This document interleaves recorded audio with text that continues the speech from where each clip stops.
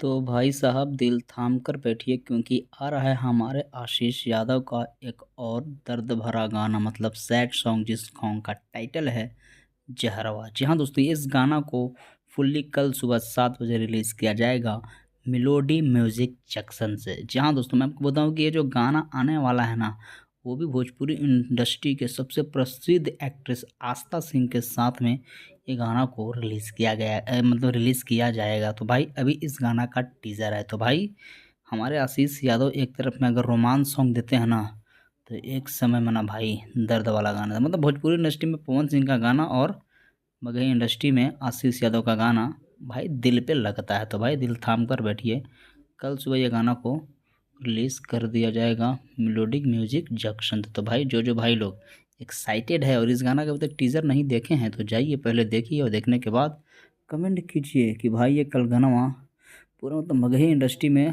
कई आशिकों को रुलाएगा कि नहीं रुलाएगा। तो भाई सबसे पहले भाई इस गाना को जो लिखे हैं शायद ये सर गोरेलाल यादव लिखे हैं और इसमें म्यूज़िक है वो सरगम आकाश का है और इसमें जो हीरोइन है वो है आस्था सिंह और इस गाना को रिलीज़ किया जाएगा मेलोडी म्यूजिक चैनल से। तो भाई दिल थाम के बैठिए, कल सुबह ये गाना को रिलीज़ तो दिल थाम कर बैठिए। तो चलिए भाई तब तक के लिए नमस्कार।